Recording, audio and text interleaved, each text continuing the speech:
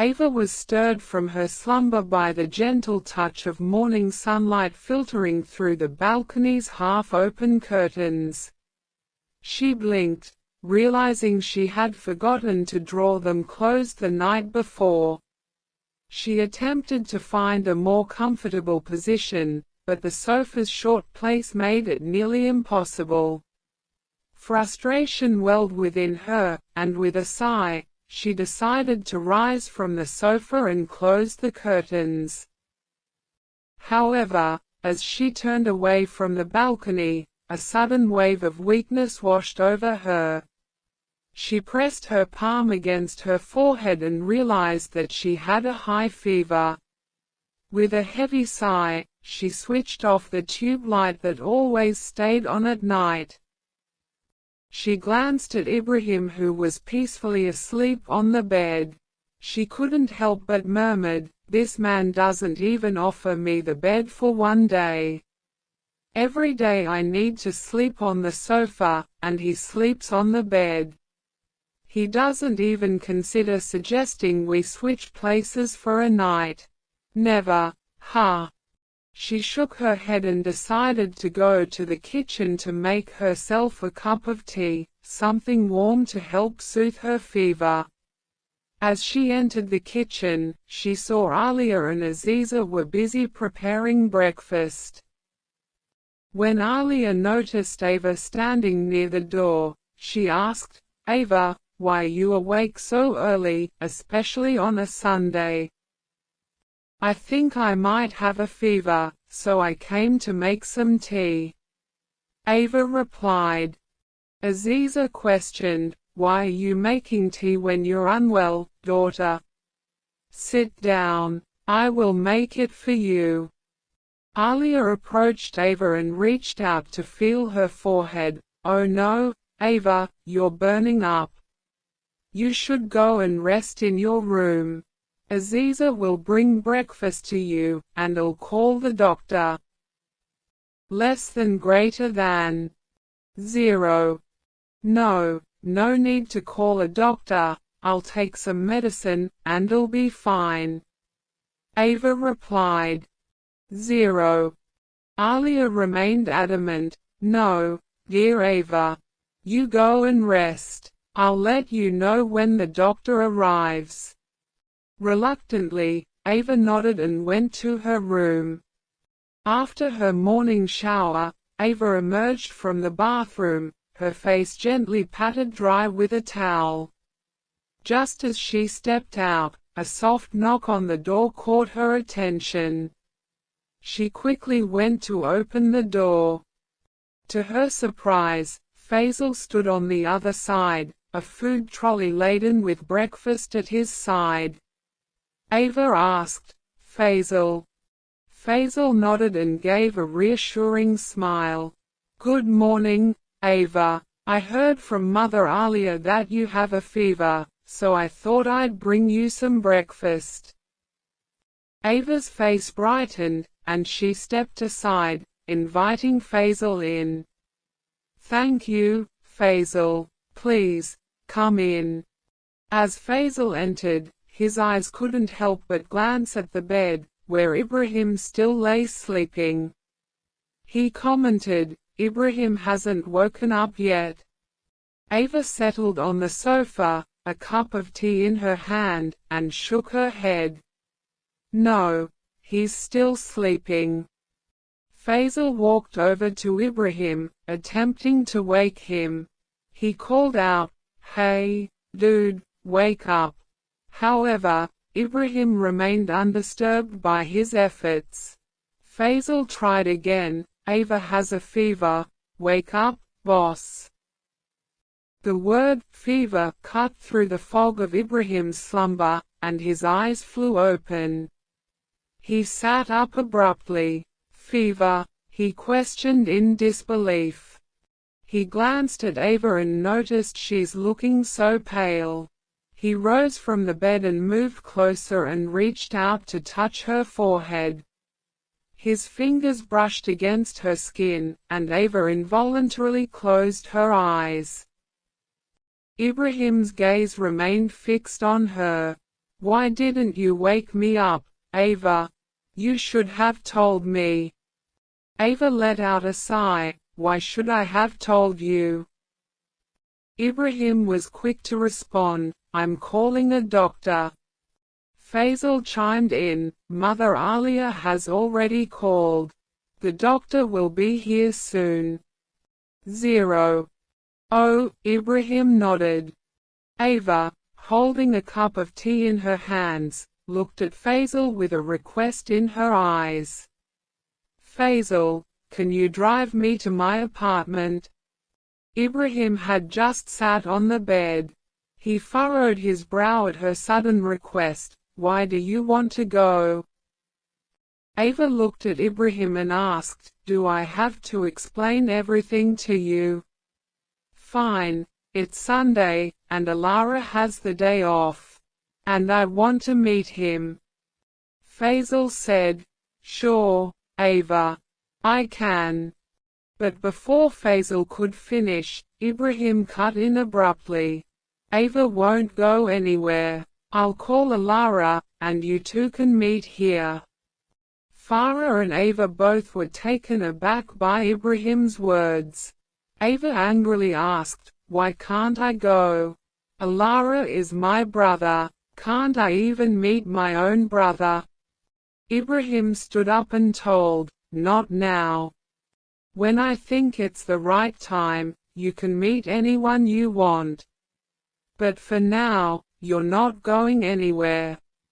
With those words, Ibrahim left the room.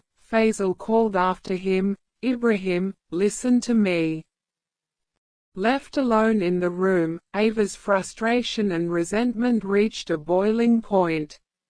She tightened her grip on the cup until it shattered. The sharp sound of breaking porcelain echoed through the room.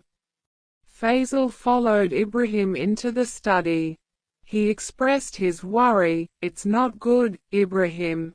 Ava has only one family member, and you're not doing the right thing by keeping her away from him. Inside the study, Ibrahim leaned against the mahogany desk, his gaze meeting Faisal's. Rafi Ahmed is threatening me, Faisal. I can't take any risks now. Faisal arched his one eyebrow. Why is Rafi Ahmed a threat? What's going on, Ibrahim? Ibrahim sighed heavily. Rafi's elder brother.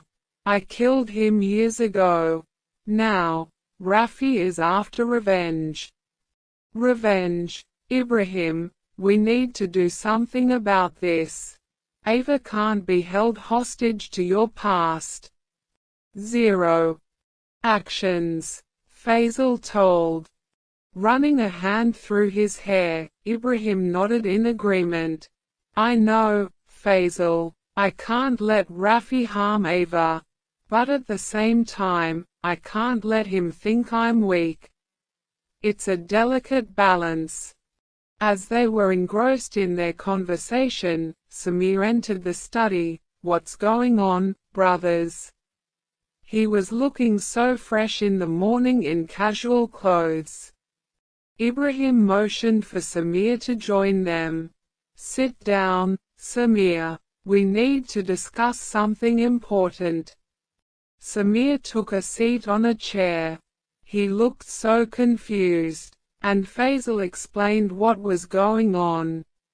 After Faisal's explanation, Ibrahim began, Rafi's brother was a threat to us, and I had to eliminate him. Now, Rafi is seeking vengeance. He's not the kind to back down easily. Samir pressed further, what kind of threat is he posing, brother? He's been targeting our businesses, trying to destabilize us. But now, he's escalating.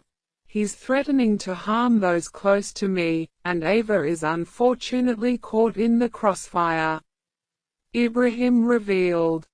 Samir's eyes widened at the mention of Ava. What does he want from Ava?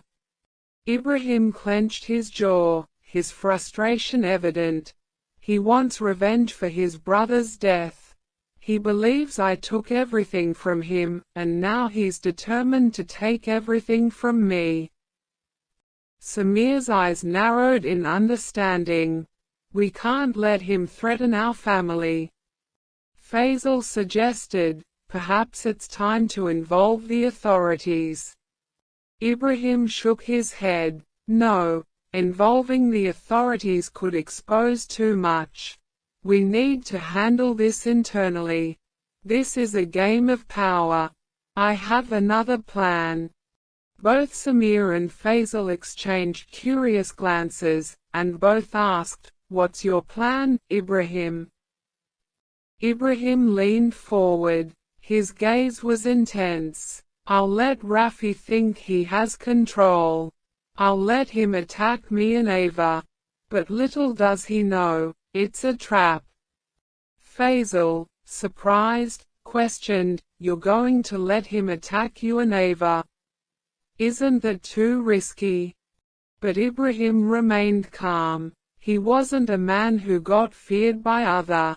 "It's a calculated risk. Rafi needs to believe he's winning, that he has the upper hand. That's when he'll lower his guard." Samir was still confused. He didn't like the idea that one woman from their house was going to be a victim, though their world worked in that way. He asked, "How will this work?" A small, cunning smile played on Ibrahim's lips as he explained, "I'll make it seem like he's in control. Once he thinks he has us right where he wants us, I'll turn the tables on him." In the midst of their conversation, Yasmin, their maid, burst into the room, her breaths rapid and uneven. The trio turned their attention towards her. Samir asked, "What happened, Yasmin? Why are you breathing so rapidly?" Between her hurried breaths, Yasmin managed to convey, "Ibrahim Sir's room caught on fire. The room is locked. Ava ma'am is inside." Between her hurried breaths, Yasmin managed to convey, "Ibrahim Sir's room caught on fire. The room is locked. Ava ma'am is inside."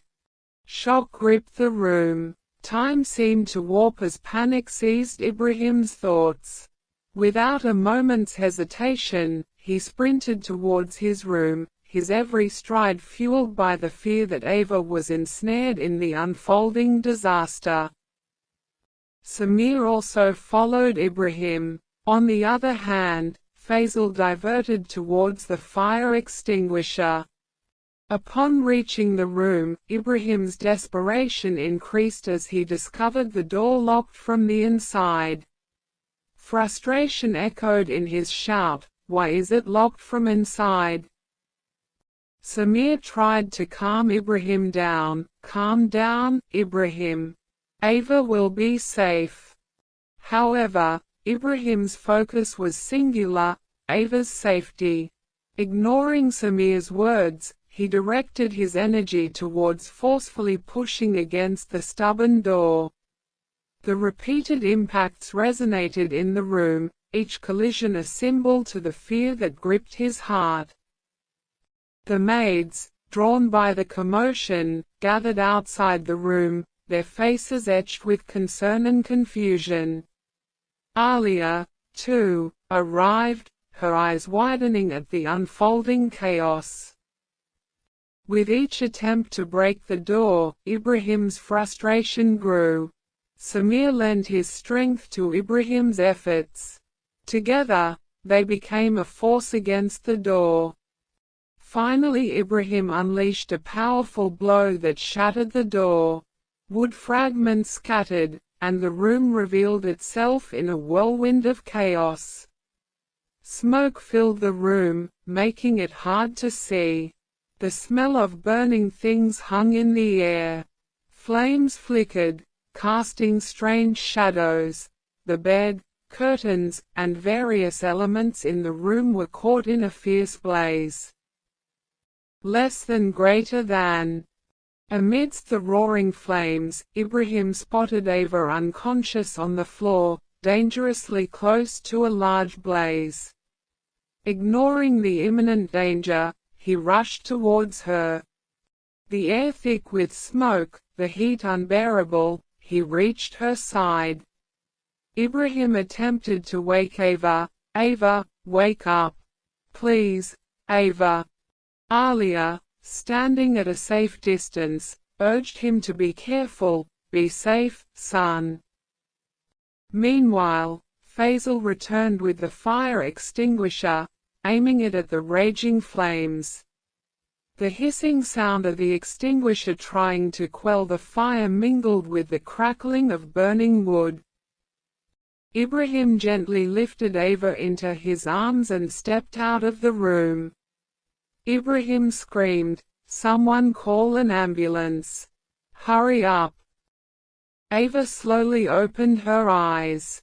The harsh brightness of fluorescent lights above made her squint, causing a dull ache in her head. The sterile scent of disinfectants filled in the air, and the beeping of machines nearby filled the room. As her surroundings came into focus, she realized she was in a hospital room. She tried to move, but a dull ache spread through her body. It was a discomfort, not pain, and she soon noticed the gentle beeping of a heart monitor beside her. Tubes connected to an IV were attached to her arm, evidence of medical care. A nurse, clad in a crisp white uniform, approached with a warm smile. "Good evening, dear. How are you feeling?" Ava's voice was hoarse as she replied, "Thirsty." The nurse nodded and poured water into a plastic cup with a bendy straw. She handed it to Ava, saying, "Take it slow." Ava sipped the water, the cool liquid soothing her parched throat. After a moment, Ava mustered the strength to ask, "What happened? Why am I here?" Nurse adjusted some equipment by the bedside and then explained, "You were involved in a fire.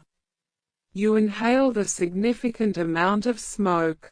But don't worry, you're in the hospital now, and we're taking care of you."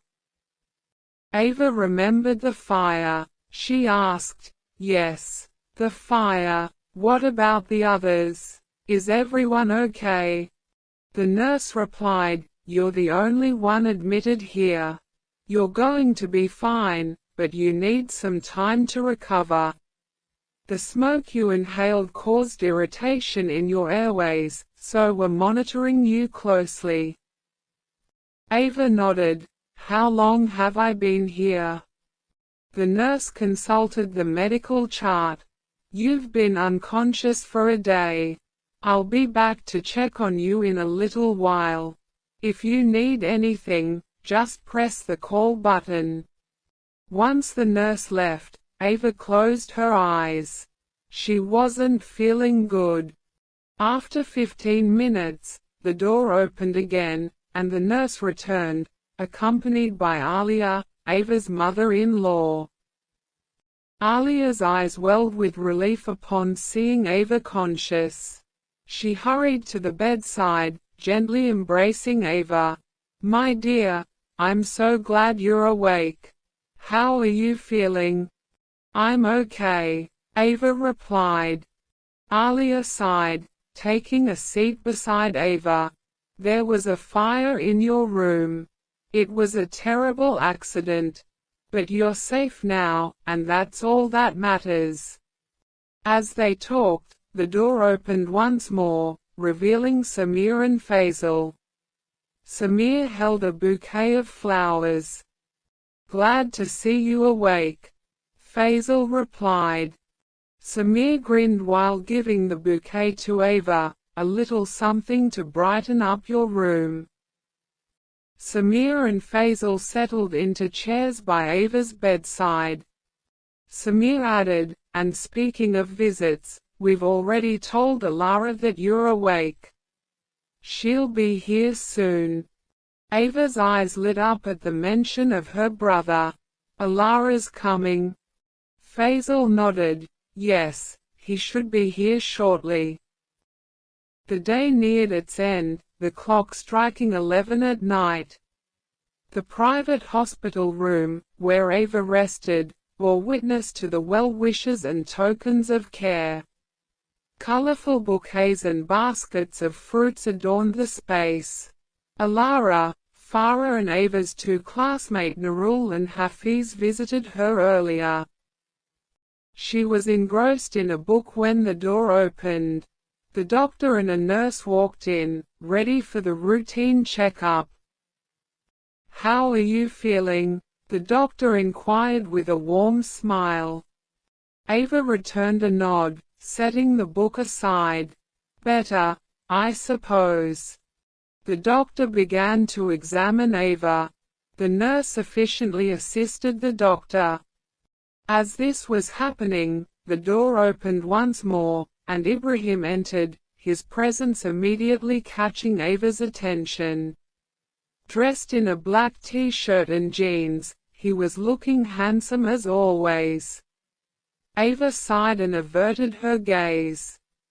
Internally, she mumbled, "Thought I could sleep peacefully without him, but here he is again."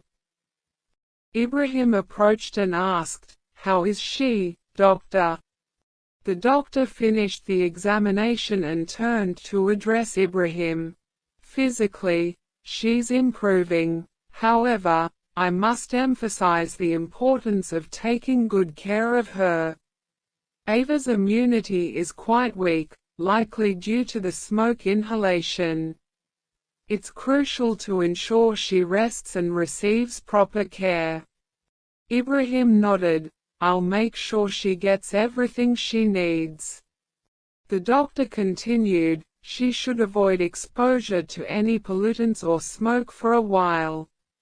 Additionally, a healthy diet and plenty of fluids will help in her recovery." The doctor and Ibrahim talked for a while. Then the doctor and the nurse left, leaving Ibrahim and Ava alone in the room. Ibrahim settled into a chair beside Ava's hospital bed, his gaze quietly fixed on her as she immersed herself in a book. But Ava struggled to find comfort in the words on the pages as Ibrahim kept looking at her. Closing the book, she couldn't help but ask, "Why are you watching me like this?" Ibrahim, playing the innocent, responded with a casual, "Like what?" Ava replied, "If you keep watching me, I can't read."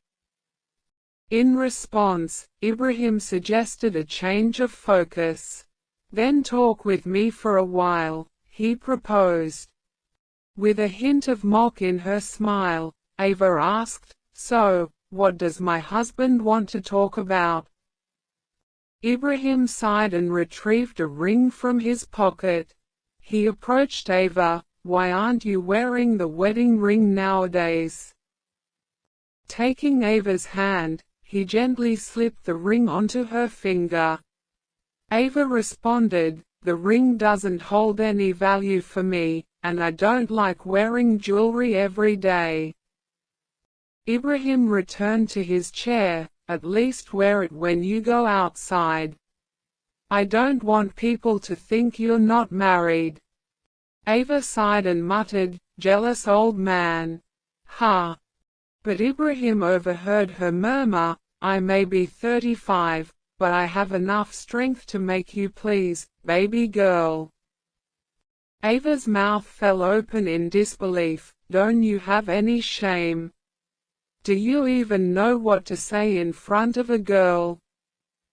Ibrahim, with a playful smile, remarked, "The girl is my wife." Ibrahim enjoyed Ava's blushed face. Then he changed their conversation in more serious way. "How did the fire start in the room?" he questioned, his eyes probing for answers. Taking a moment, Ava reached for the water bottle on the side table. She countered with a question, "Why should I know?" Ibrahim maintained his gaze on Ava. "You were alone in the room at that time. You should have seen how the fire started." Ava sighed before explaining, "I saw the fire after coming back from the bathroom." "Then, after seeing the fire, why didn't you leave the room?" "The door was locked from the inside. You could have easily left." Ibrahim asked further. Ava took a sip of water. Some beads of sweat formed on her forehead. "I don't remember." Ibrahim, leaning forward with a serious expression, rested his hands on his knees. "You don't even have any burn injuries. Isn't that odd? Unless you started the fire." Ibrahim, leaning forward with a serious expression, rested his hands on his knees. "You don't even have any burn injuries. Isn't that odd? Unless you started the fire." Ava was taken aback. She choked on water and started to cough. When her coughing subsidized, she demanded, "What are you talking about? Why would I start a fire?" Ibrahim remained calm as he became to know all about Ava's plan. "I'm not a fool, Ava.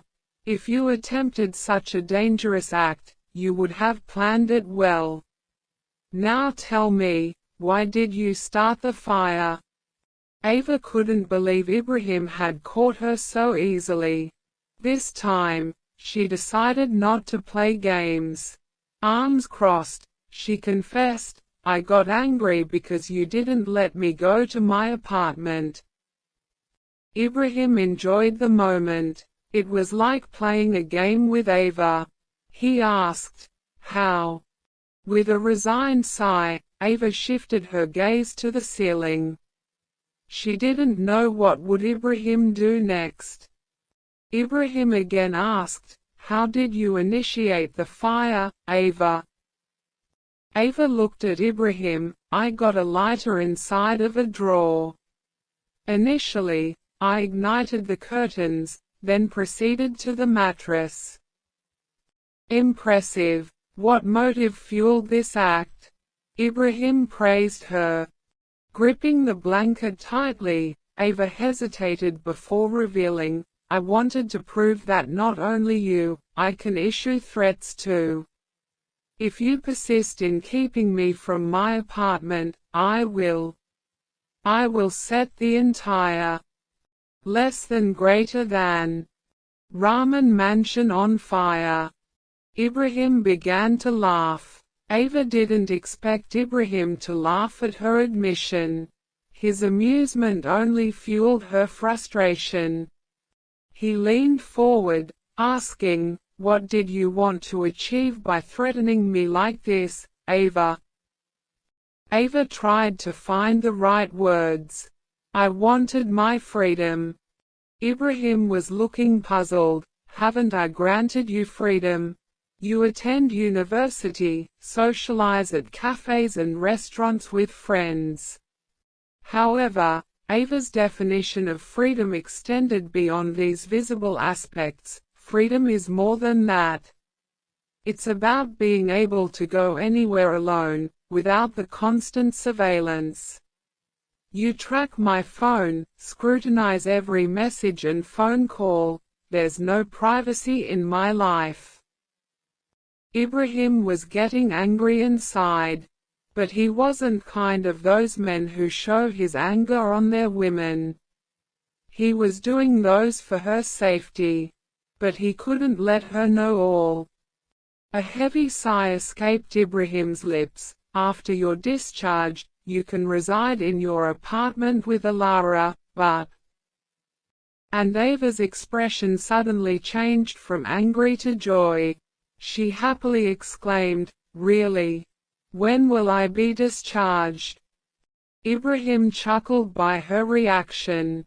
She was looking like a child as if she got her favorite toy. Then Ibrahim said, let me finish first, baby girl. Ava nodded, okay. Ibrahim continued, however, there are conditions. You must stay in constant communication with me, and your phone should never be switched off. Whenever I'll call you have to receive quickly. The next afternoon bathed the hospital room in soft sunlight. Farah, armed with a tray of food, approached Ava. Come on, Ava, you need to eat more. However, Ava was in no mood to comply. Farah, I appreciate the effort, but I'm really not hungry. Farah adopted a mock stern expression.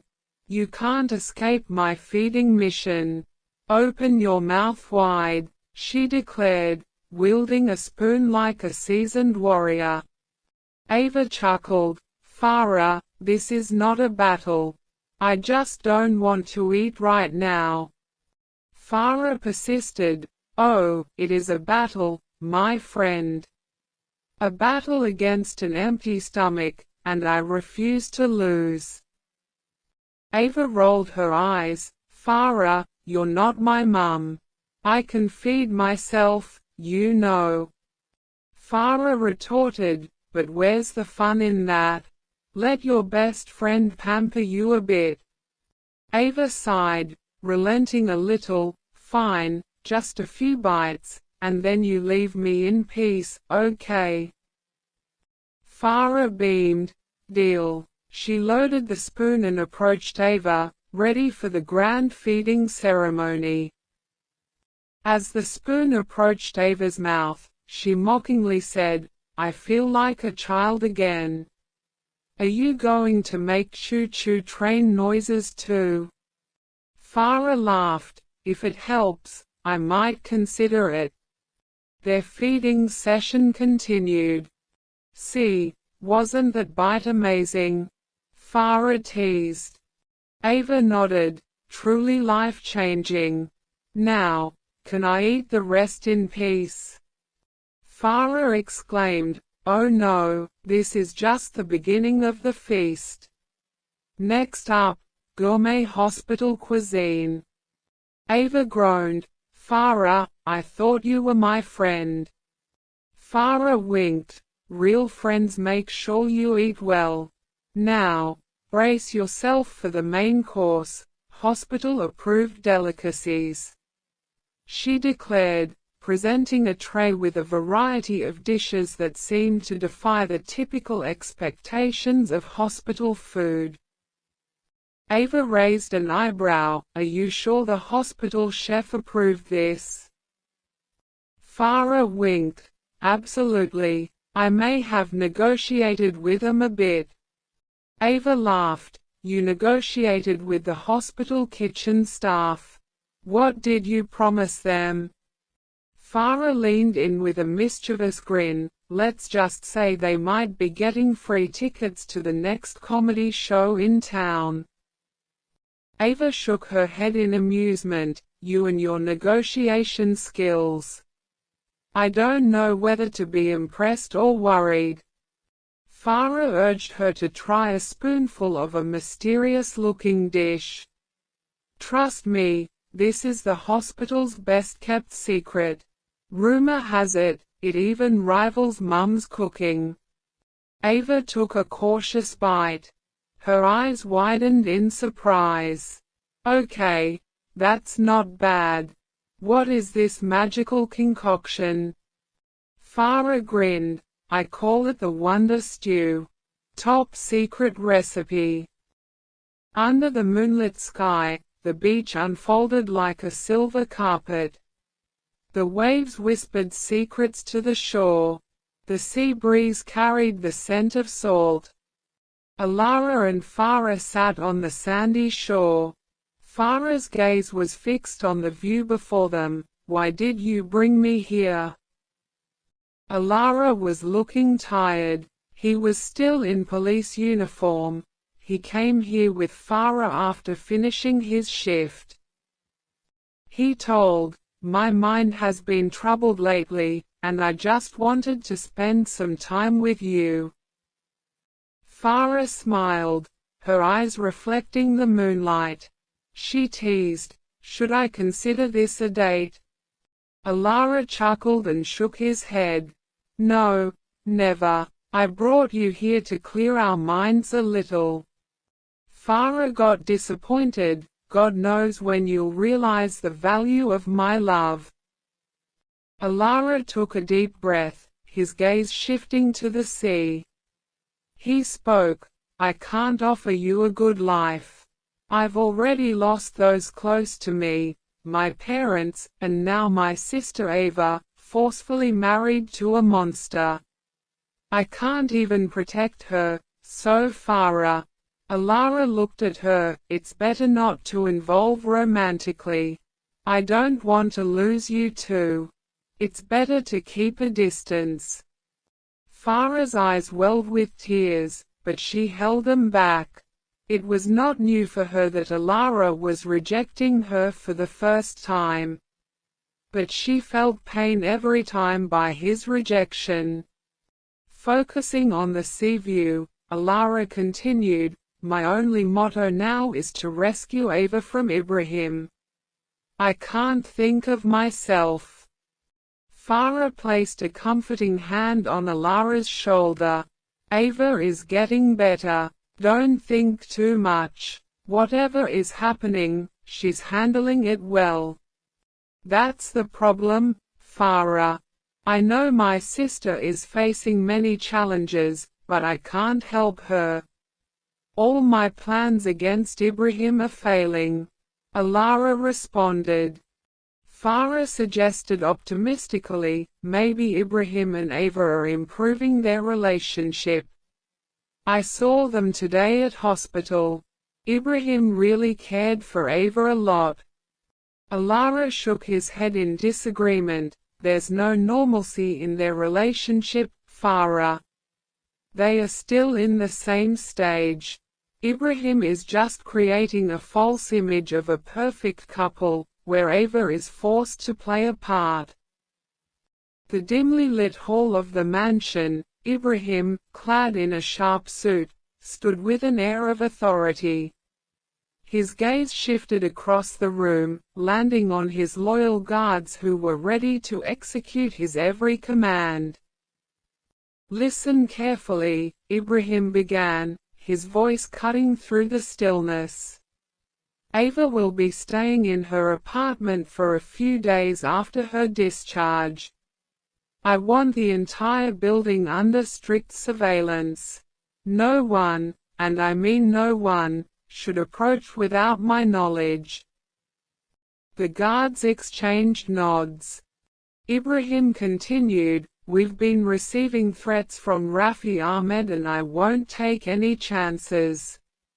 Ensure that every entrance, every floor, every corner of that building is monitored 24/7. I want 2 guards at the entrance, rotating shifts. Another 2 at the elevators. If anyone looks suspicious, take immediate action. No second chances." A seasoned guard, who had been with Ibrahim for years, spoke up. "Boss, we've been through tough situations. We've got this." After dismissing the guards, Ibrahim made his way to the kitchen. There, Aziza and Yasmin, the maids, were diligently preparing lunch. Ibrahim cleared his throat to gain attention from them. They looked at Ibrahim. The sudden appearance of him in the kitchen surprised them, causing a momentary pause in their activities. Aziza and Yasmin, exchanging glances, asked in unison, "Is there anything you need, sir?" "I want to make something. You both can attend to other tasks now," Ibrahim declared. "Less than greater than 0.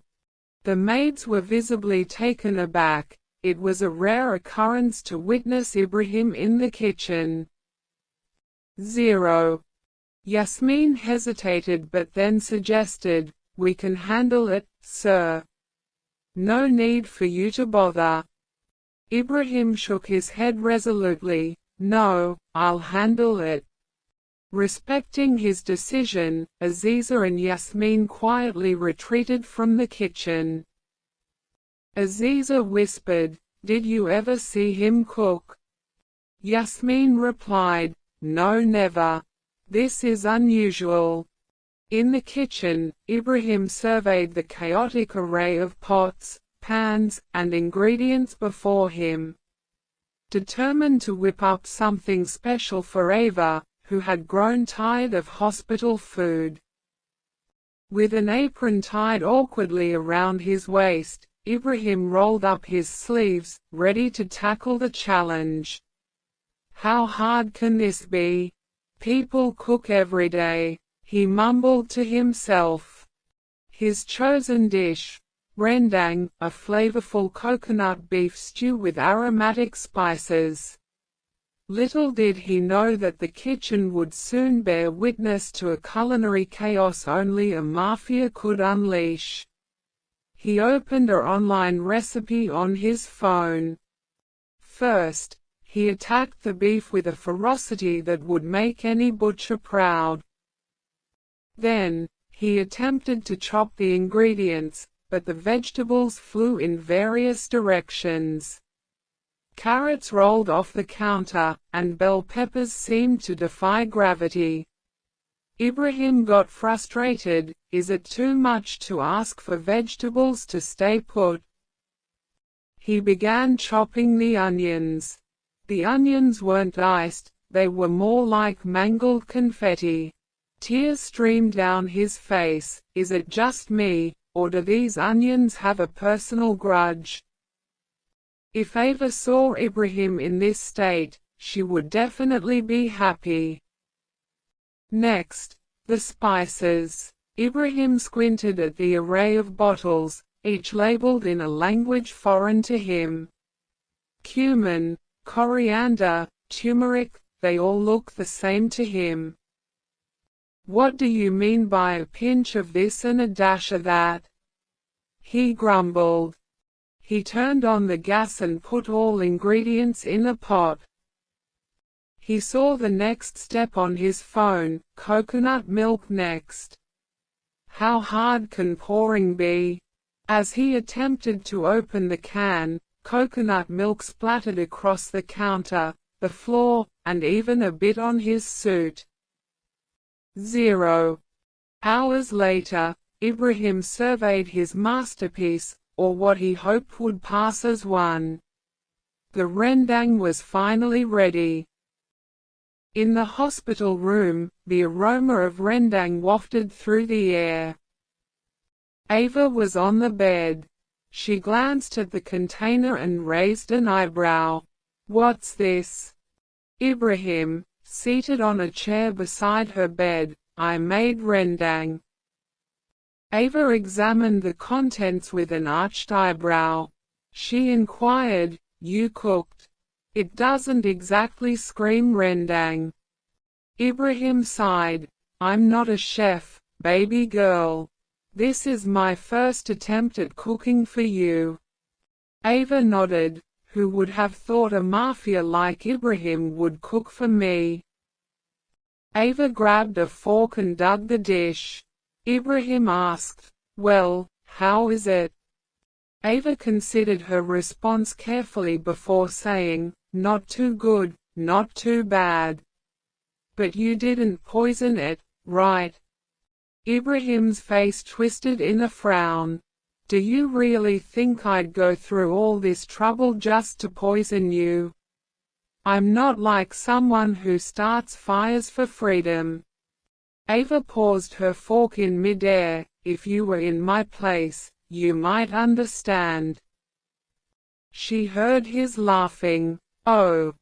She really didn't like the sound of his laughing. In the meantime, Ibrahim stood up from the chair and approached to Ava. Ava looked at him and asked, What do you want? There were some situations when Ava couldn't read Ibrahim's face. And this time was one of them. Ibrahim leaned in closer to Ava. Quick as lightning, Ava directed the fork in her hand towards him. The fork hovered dangerously close to his eye. Ibrahim stopped in his tracks. And the fork maintained a safe distance from his eye. "If you have any idea to do anything with me, I will stab you with this fork," Ava declared, her eyes zero fixed on Ibrahim. "Stay still, baby girl," Ibrahim whispered. Her heart raced, but she tried to maintain her calm. His eyes momentarily shifted to the corner of Ava's lips, where a hint of sauce lingered. He reached out and wiped the sauce away with his thumb, leaving a tantalizing trail on Ava's skin. Without breaking eye contact, Ibrahim sensually put his thumb in his mouth, savoring the flavor. Ava, momentarily taken aback by the unexpected boldness. Ibrahim stood straight, his eyes locked on Ava's reaction. She nervously put the fork back in the container, wiping her lips with the back of her hand. The lingering sensation of his thumb on her lips made her cheeks flush with embarrassment. With a sly grin, Ibrahim asked, "Did you think I was going to kiss you?" Ava gulped. She caught off guard by his audacity. "Don't try to pull such acts, Ibrahim Rahman," she warned him. Ibrahim shifted his gaze to the window, hands casually tucked into his pant pockets. "But don't forget, Ava, there's a punishment for her putting fire in our room. I won't overlook your actions." Ava locked eyes with Ibrahim. "Punishment?" Ibrahim turned to face her. "You initiated a dangerous act. Actions have consequences, even for you." Ava scoffed dismissively. "Oh, so now the great Mafia boss is concerned about consequences. Quite the revelation, Ibrahim." Ibrahim's expression remained stoic. Running a mafia is different from jeopardizing lives recklessly. "You've crossed a line." Ava fired back. "And what about you? Kidnapping me, forcing me into marriage, aren't those lines crossed too?" Ibrahim's gaze hardened. Anger grew inside him too. "Enough, Ava. I've listened to enough of your accusations. Except that you're my wife. Every time I try to make our relationship work, you ruin it." Ava clenched the fur tightly. "I'm not a typical woman who romanticizes toxic relationships.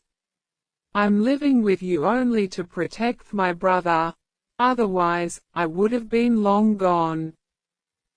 Evening in Kuala Lumpur painted the streets with a glistening sheen after a refreshing midday rain. The streets were all wet, reflecting the lights from the street lights. Ava just got discharged from the hospital.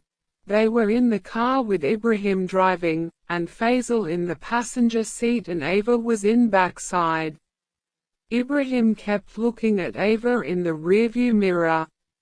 Ava was annoyed because of their argument the night before, and now Ibrahim's continuous gaze was getting on her nerves. Ava decided to break the silence. Ava gained Faisal's attention. "Faisal. Tell your friend to drive carefully, Faisal. I have no wish to die early."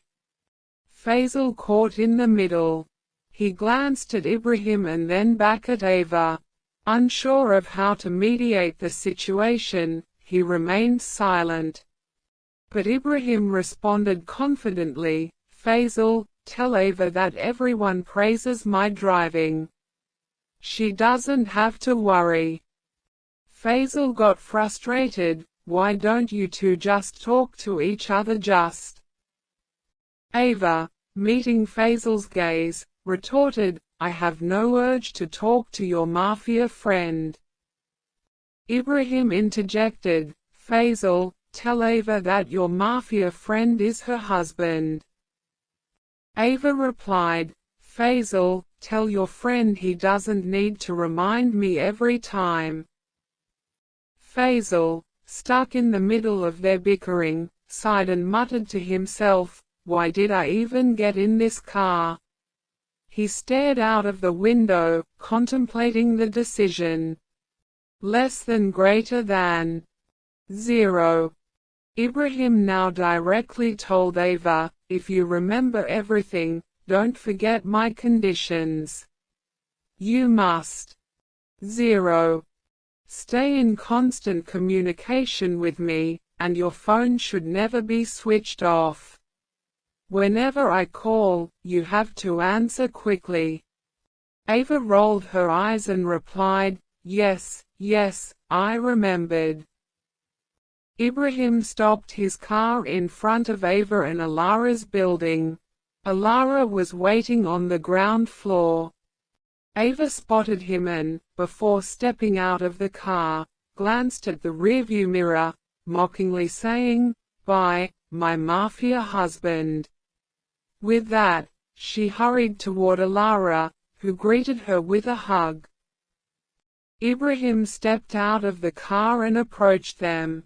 Alara, with a faint smile, greeted Ibrahim, "Good evening, brother-in-law," his eyes holding a hint of disdain. Ibrahim Ando greeted him, "Good evening, Alara. It's been a while since we last saw each other. I thought you might surprise me again." Alara responded mockingly, "Don't worry, I'm just booking a room in jail for you. He might get to visit soon." Ibrahim retorted, "You seem quite confident, Alara. Perhaps you've forgotten that Ava chose this life willingly." He was looking calm. Alara, unable to hide his disdain, shot back, "Chose willingly? Or was she forced to accept a life she never wanted? Don't pretend your so-called love story is perfect." Rafi Ahmed slammed his hand on the desk, frustration etched across his face. "Yusuf, why don't I have any news about Ava? You're supposed to be efficient in gathering information." Yusuf, his assistant, nervously responded, "Boss, it's not that easy. Ibrahim's bodyguards are everywhere. They've tightened the security around her." Rafi scowled, "I don't care about the obstacles. I need information. You know how important this is. Get it done." Yusuf hesitated, "Boss, it's impossible. We can't follow her without getting caught. Ibrahim's people are too skilled." Rafi leaned forward, his eyes piercing. "Impossible is not a word I want to hear, Yusuf. You know 0. What's at stake. Find a way, or you'll be dealing with consequences you won't like." Yusuf gulped, "I understand, boss. I'll figure something out, but it might take time." Rafi dismissed Yusuf with a stern look, and as Yusuf left Rafi's office, he couldn't shake off the weight of his boss's expectations. Yusuf had spent nearly a decade working for Rafi, starting as an orphan teenager whom Rafi had taken under his wing. At the age of 25, Yusuf had gained Rafi's trust. He had become the most trusted member of Rafi's inner circle, but recent events were testing that loyalty. He stepped out of the building, and the humid air clung to him. Sitting in his car, Yusuf wiped the sweat from his forehead. Yusuf started the car. He arrived at a seemingly ordinary warehouse, parked his car, and glanced around for any signs of unwanted attention before heading inside. But there was no one. The warehouse was shrouded in shadows as Yusuf stormed in, his heart pounding with anger. The soft glow of the lights highlighted crates stacked around. In the center, Samir stood, casually dressed in a charcoal suit. As Yusuf locked eyes with Samir, the memory of his kidnapped son ignited a torrent of rage. His fists clenched, and without uttering a word, he lunged toward Samir, shouting, "You bastard!" However, before he could reach Samir, guards intervened. They restrained Yusuf with an iron grip, preventing him from reaching Samir. The anger in Yusuf's eyes intensified, burning like a fierce flame. On the other hand, Samir remained calm. "Calm down, Yusuf, calm down." Yusuf was forced into a chair by the guards, their grip still firm. "Where is my son?" Yusuf's voice reverberated through the warehouse. Samir nonchalantly replied, "Your son is safe for now, but I can't guarantee the same for the future." Growing more anxious, Yusuf questioned, "What do you want now? I have information about Ava, but I haven't shared anything with Rafi." Samir sighed, "Yes, Yusuf, you've done well so far, but this won't end here." أظهر المزيد. Yusuf's anger now mingled with fear of Rafi's suspicions. "I've engaged in dangerous acts before. If I don't provide information about Ava soon, Rafi will start doubting me." Samir slowly approached towards Yusuf. Yusuf tried to attack Samir once again, but the guards didn't let him to do that. They tightened the grip on Yusuf more. Samir told with a smile, "There's a plan in motion, Yusuf, and you will play a crucial role." Yusuf nodded. His eyes displayed the anger inside him. Then Samir Rahman, "I have two conditions. First, I want a substantial amount of money. And second, my son remains untouched until this operation is over. After that, I'll cut all ties with you, Rahmans." Samir stood up straight. "How much money are we talking about, Yusuf?" Yusuf took a moment to gather his thoughts. It was his time now. He knew Rahmans were wealthy and he didn't lose the chance. He responded, "I want 5 million ringgit. Cash, no less. Ringgit, the currency of Malaysia. $5 million equals $1,065,530 United States dollars and 50 cents. Samir raised an eyebrow. 1 million. That's a hefty price. Okay, I agree." Faisal watched as Ibrahim moved a chair to one corner of the room. They were settling the room of Ibrahim and Ava, as the old room has been burnt. Everyone in the mansion were tensed how the fire had initiated. But Ibrahim told everyone that it was a short circuit. It was not good to tell wife's secret or her wrong deed to share everyone in-laws. Even when their relationship was going on a rough road. Faisal chuckled, "Boss, why are you doing all this yourself? We have an army of helpers in this mansion." Holding a toolbox, Ibrahim shot Faisal a stern look. "I wanted to handle it personally, Faisal. Don't question my choices."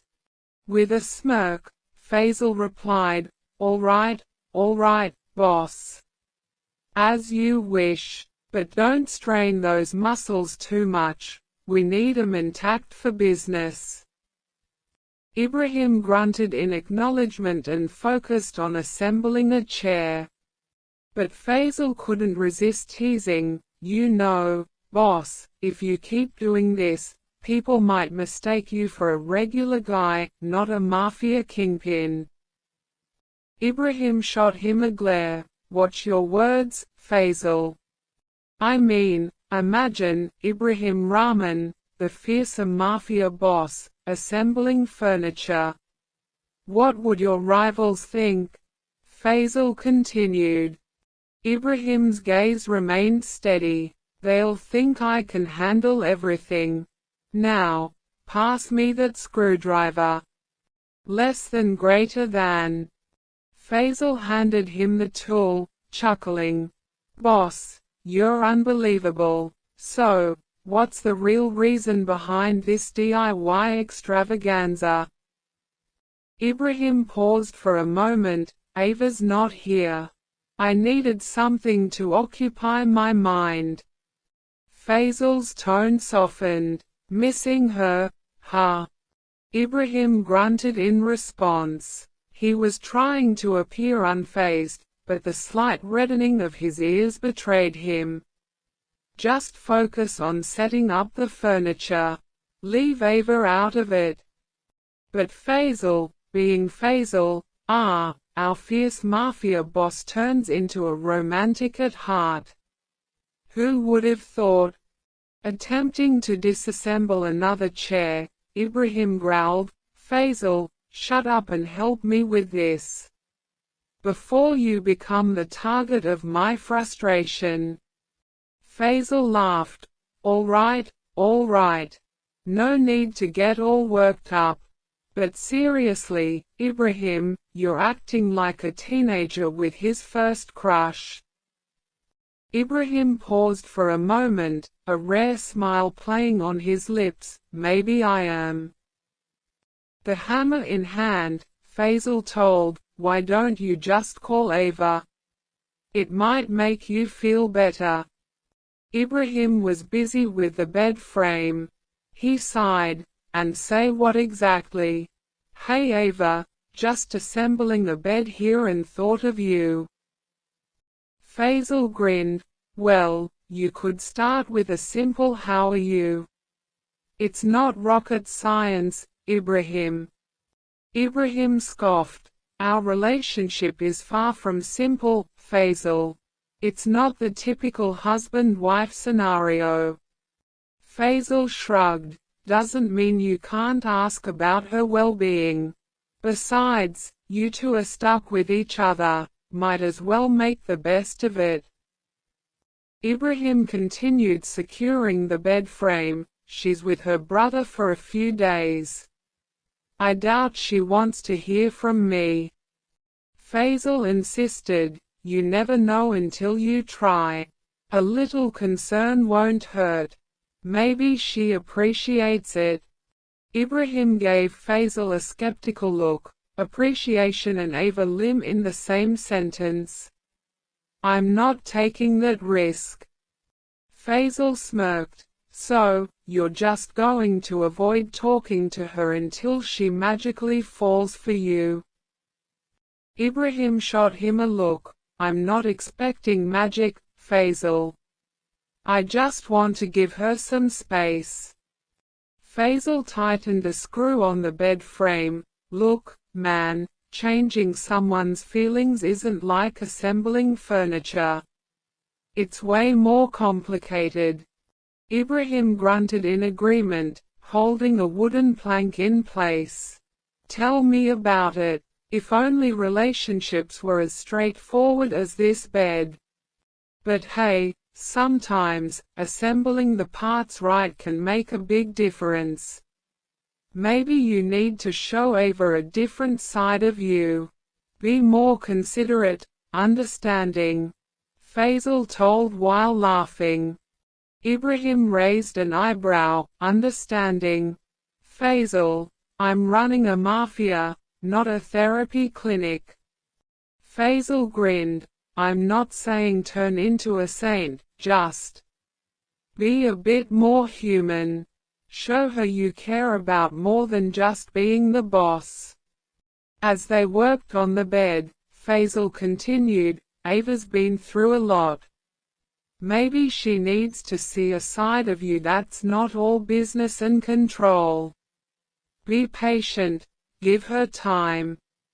Ibrahim sighed, placing the mattress on the bed frame. "I'm not good at this, Faisal. I've never had to win someone over." Faisal patted his shoulder. "Well, there's a first time for everything. Just be genuine, Ibrahim. Show her there's more to you than meets the eye." The cozy apartment was filled with the soft glow of the movie playing on the TV. Ava and Alara were engrossed in the film when Alara suddenly stood up, disappearing into the room. Ava glanced at him with curiosity. Alara returned, holding his tablet. He sat beside Ava and tapped on the screen to bring up a collection of pictures. Ava looked at the images on the tablet. They were pictures of beautiful necklaces, each unique in its design, and they were from high-end brands. She raised an eyebrow at Alara. "What's all this?" Alara grinned. "Remember the necklace I gifted you at your wedding? Those were from the savings of our parents. I didn't have much money back then, but I wanted you to have something special." Ava's eyes softened as she recalled her wedding day. Though it was a simple wedding, but Alara bore the entire things for Ava. From wedding dress to jewelry, from makeup to heels. She didn't use any products from Raman's that day. "Now," Alara continued, "I want you to pick one. I have enough to get you a new piece." Ava shook her head. "Alara, you don't have to do that. I'm here to spend time with you, not for gifts." Alara placed the tablet in front of her. "Ava, it's not about having to. It's about wanting to. I want to do this for you. You will remember it as a gift from me." Ava sighed. She started scrolling through the images. All necklaces are beautiful. She got literally confused what to choose. Finally, she pointed to one, a delicate silver necklace with a small pendant. "This one," she said, "but only if you promise not to spend too much." Alara chuckled. "Deal. This is my way of thanking you for coming here, Ava. It means a lot to me." They continued to watch the movie, but there was something going on in Alara's mind. Alara looked at Ava and asked, "Ava, are you happy with Ibrahim?" Ava turned at Alara. She wasn't expecting the question now. She glanced away, focusing on the movie. "Yes, Alara, he's a perfect husband. He is unique, and I'm learning to appreciate his uniqueness," she said, adding a tinge of mockery to her words. Internally, she cursed Ibrahim for the complicated situation she found herself in. Alara raised an eyebrow. "Uniqueness?" Ava chuckled. "Well, he's very determined, knows what he wants, and has his own way of showing affection. Sometimes it's hard to understand, but deep down, I think he cares in his own unique way." Alara leaned back, his gaze penetrating. "Really?" Ava looked at Alara. "Yes, brother. He has his own way of showing affection. Underneath that tough exterior, there's a side of him that cares, and he tries his best to make me comfortable." Internally, Ava shook her head at the irony of her words. She couldn't reveal the true nature of her relationship with Ibrahim to Alara. Alara's eyes held a hint of concern. "Ava, if there's anything you want to share or discuss, you know I'm here for you, right?" Ava nodded. appreciating her brother's concern.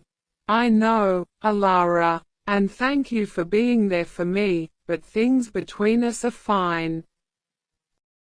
Ava lay in bed, staring at the ceiling, unable to believe the words she had spoken to Alara. Praising Ibrahim felt like a betrayal to her true feelings, a mask she wore to protect herself from the reality of her forced marriage. She tossed and turned. She couldn't able to sleep. "Why did I say those things? Shit," she whispered to herself. She couldn't burden him with the harsh reality of her life with Ibrahim. But as she lay alone in the quiet apartment, the facade she maintained for her brother began to crumble. She stared at the balcony, lost in her thoughts, when she noticed a figure entering. Her heart raced as she approached the balcony cautiously, and to her astonishment, it was Ibrahim. And her mouth fell open. Faisal watched as Ibrahim moved a chair to one corner of the room. They were settling the room of Ibrahim and Ava, as the old room has been burnt. Everyone in the mansion were tensed how the fire had initiated. But Ibrahim told everyone that it was a short circuit. It was not good to tell wife's secret or her wrong deed to share everyone in-laws. Even when their relationship was going on a rough road. Faisal chuckled, "Boss, why are you doing all this yourself? We have an army of helpers in this mansion." Holding a toolbox, Ibrahim shot Faisal a stern look. "I wanted to handle it personally, Faisal. Don't question my choices."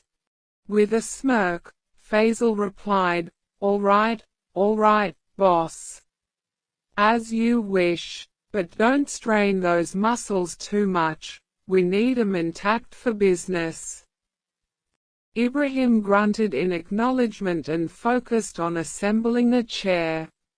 But Faisal couldn't resist teasing, "You know, boss, if you keep doing this, people might mistake you for a regular guy, not a mafia kingpin."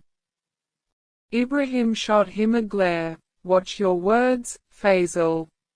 I mean, imagine Ibrahim Rahman, the fearsome mafia boss, assembling furniture. What would your rivals think?" Faisal continued.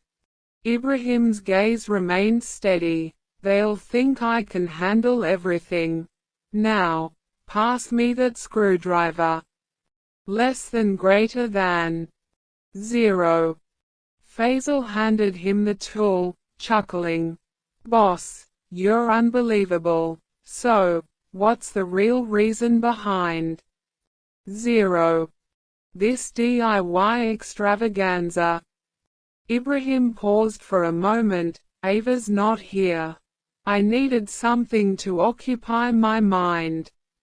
Faisal's tone softened. "Missing her, huh?" Ibrahim grunted in response. He was trying to appear unfazed, but the slight reddening of his ears betrayed him. "Just focus on setting up the furniture. Leave Ava out of it." But Faisal, being Faisal, our fierce mafia boss turns into a romantic at heart. Who would have thought?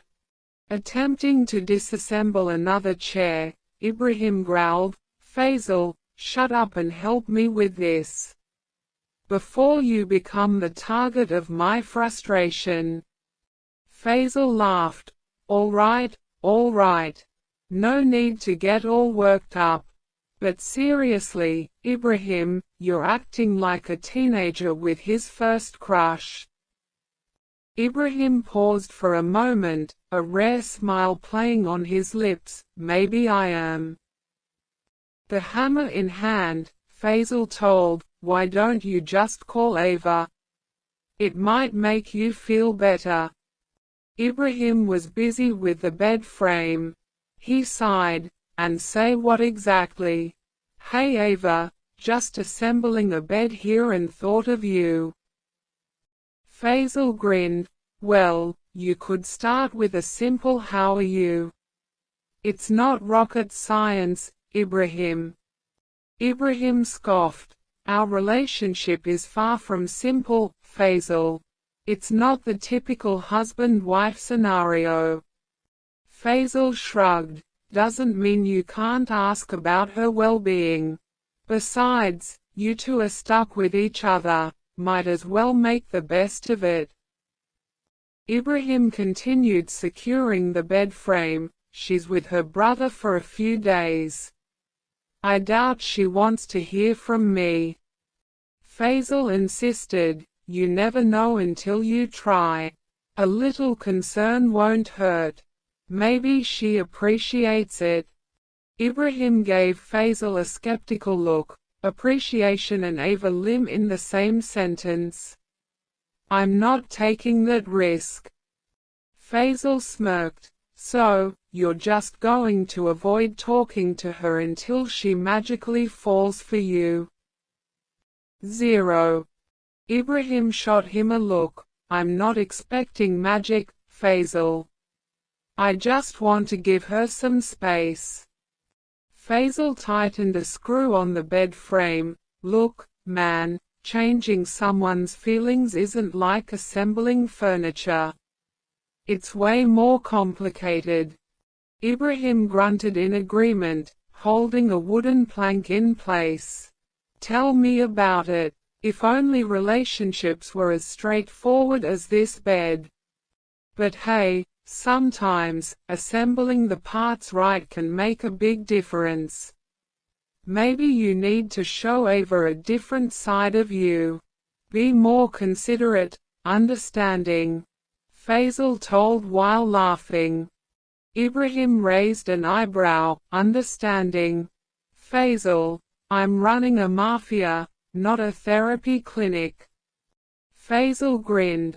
"I'm not saying turn into a saint, just be a bit more human. Show her you care about more than just being the boss." As they worked on the bed, Faisal continued,